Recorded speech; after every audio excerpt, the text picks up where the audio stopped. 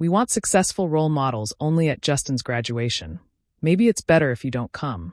My sister Diane's text message read, arriving while I was signing the paperwork to donate another $1 million to her son's university. The bank manager handling the transfer looked concerned when I laughed. Not a happy laugh, but the kind that comes when irony slaps you in the face with a gold-plated hand. The real question wasn't whether I'd still attend the graduation.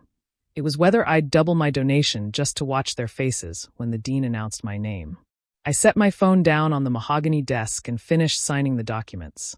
$10 million over 4 years, funding 100 full scholarships for first-generation college students. The Eleanor Morrison Memorial Scholarship Fund, named after my mother. Diane's mother too, though she seemed to have forgotten everything our mother taught us about humility and kindness. "Mr. Morrison," the bank manager said carefully, "is everything all right?" "Perfect," I replied, sliding the papers back across the desk. "Just family being family."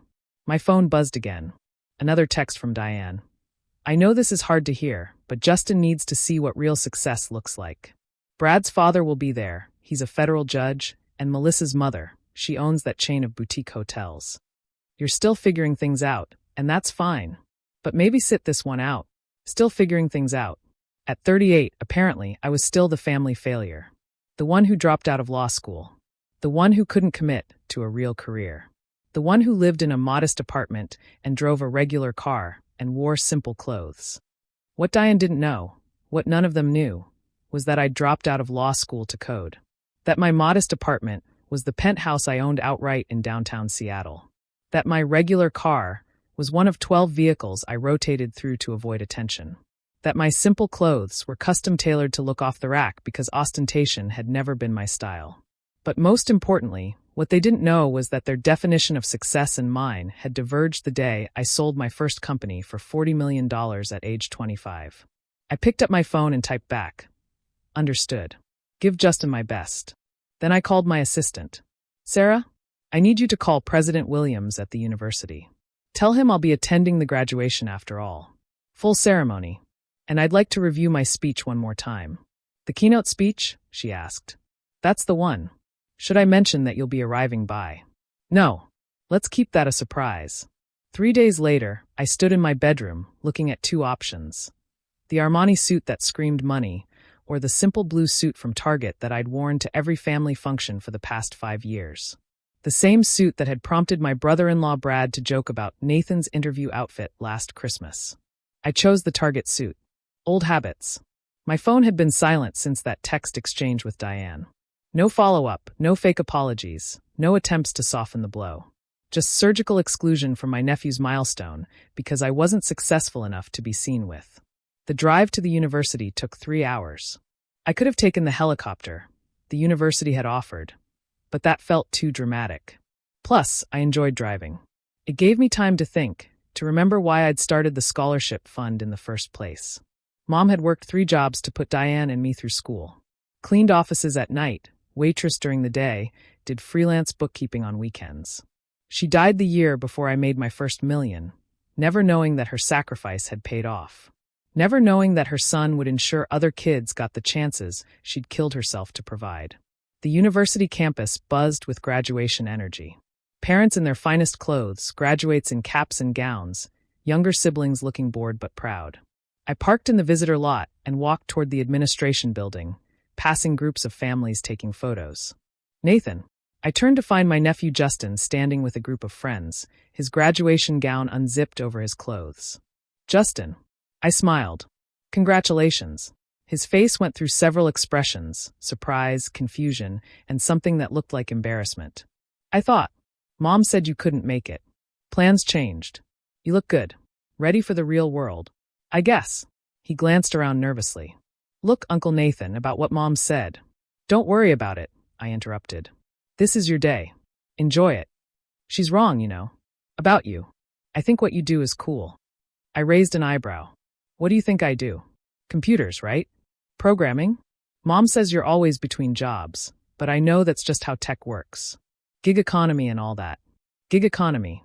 If only he knew that my last gig had been selling a cybersecurity firm to Microsoft for $1.2 billion. "Something like that," I said. "Where are you sitting for the ceremony?" Section B with the honors graduates. He beamed with pride, and rightfully so. Mom and Dad are in the family section, row 5. Row 5. Perfect view of the stage. I'll see you after, I said. Good luck up there. He hugged me quickly, a surprise since he'd been too cool for hugs since turning 13, and rejoined his friends. I watched him go, thinking about the scholarship letter in my jacket pocket, the one informing him that his student loans had been mysteriously paid off by an anonymous benefactor. He'd find it later, after the ceremony. My graduation gift to him, separate from everything else. President Williams met me in the administration building, all smiles and handshakes. Nathan, so good to see you. Ready for your big moment. As ready as I'll ever be. The board is thrilled, absolutely thrilled. When we announced the Morrison Scholars Program, 100 full rides, Nathan. Do you understand what this means? I have some idea, I said dryly. And you're sure you want to stay anonymous until the announcement? I'm sure. The surprise is half the fun. He laughed. You have a peculiar sense of fun. Most donors want their names on buildings before the check clears. I'm not most donors. No, he agreed. You certainly aren't. We went over the schedule one more time. Dean Martinez would introduce me after the usual opening remarks. I'd give a brief speech about the scholarship program. Then we'd proceed with the regular graduation ceremony. Simple, clean, effective. One question, President Williams said as we prepared to head to the stadium. Why now? Why reveal yourself as the donor today? I thought about Diane's text. About 13 years of family dinners where I'd been treated as the cautionary tale. About every Christmas where Brad made jokes about my career, while Diane nodded along. About the nephew who hugged me despite being told I wasn't worth knowing. Sometimes, I said, people need to be reminded that success comes in different packages. The stadium was packed. 20,000 people filled the seats, a sea of proud faces and waving programs. I waited in the wings as Dean Martinez took the podium for opening remarks. Ladies and gentlemen, faculty, graduates, and distinguished guests, welcome to the University of Washington's graduation ceremony. Applause thundered across the stadium. I spotted Diane in row 5, dressed in what looked like a new designer outfit. Brad sat beside her, checking his phone. Next to them sat Brad's parents and several other relatives I recognized from family gatherings, the successful ones, the role models, the people worth sitting with. Before we begin, Dean Martinez continued, I have the distinct pleasure of making a very special announcement. For years ago, this university received an extraordinary gift. A donor, who insisted on remaining anonymous, established the Eleanor Morrison Memorial Scholarship Fund. I watched Diane's head snap up at our mother's name. This fund has quietly provided full scholarships to 100 deserving students, all first-generation college attendees. Today, 25 of those students are graduating, debt-free, ready to change the world. The Morrison Scholars stood as a group, their special blue cords visible even from where I stood.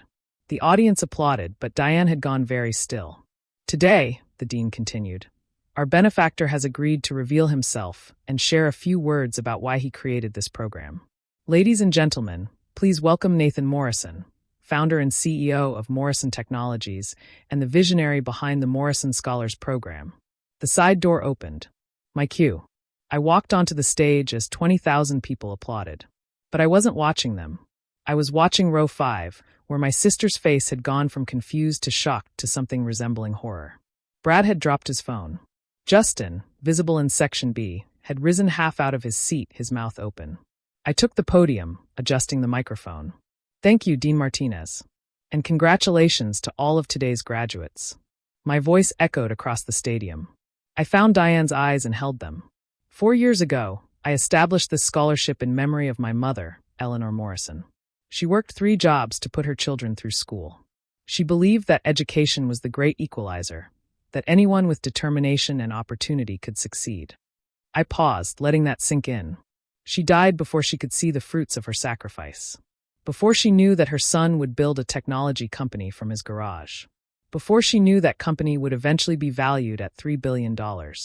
Gasps rippled through the audience. In row 5, Diane had gone pale. But here's what my mother did know. Success isn't measured by the car you drive, or the clothes you wear, or the title on your business card. Success is measured by the lives you change, the opportunities you create, the hands you extend to pull others up behind you. I looked directly at Justin now. He was standing fully, his friends pulling at his gown, trying to get him to sit. Today, I watched 25 Morrison scholars graduate. Future doctors, engineers, teachers, artists. Young people who might not have had this chance without help. That's success. That's what matters. That's what my mother would have been proud of. I turned back to the broader audience. To the graduates, I offer this advice: define success for yourself. Don't let others' limited vision limit your dreams. Don't let their inability to see your worth diminish your value. And when you make it, however you define making it, remember to send the elevator back down. The speech was supposed to be longer, but I'd made my point. Congratulations, class of 2024. Change the world. The applause was deafening as I left the stage. President Williams shook my hand enthusiastically, but I barely noticed. I was watching row 5, where Diane sat frozen while Brad gestured wildly, clearly demanding answers she didn't have. I took my seat on stage with the other dignitaries, maintaining pleasant neutrality as the ceremony continued. One by one, graduates crossed the stage. When they called the Morrison scholars, each wearing their distinctive blue cords, the audience gave them extra applause. These kids, first in their families to graduate college, now debt-free and ready for anything, were my real family. When Justin's name was called, I stood and applauded. He looked up at the stage, at me in my target suit sitting between university presidents and board members, and his expression was everything. Pride, understanding, and something like awe. After the ceremony, I knew I'd have to face them. There was no avoiding it. We were family, after all. I found them near the photography area, Diane clutching Brad's arm like a life preserver. Nathan. Her voice was strangled. Why didn't you tell us? Tell you what? I asked mildly. That I was successful? I thought you'd already decided I wasn't. Morrison Technologies, Brad said faintly. You're the Morrison of Morrison Technologies? The cybersecurity firm? Among other things. But you live in that tiny apartment. I live in the penthouse of the Morrison building, Brad. You know, the one you can see from your office? I also have homes in San Francisco, New York, and Aspen, but Seattle's home base. Your car?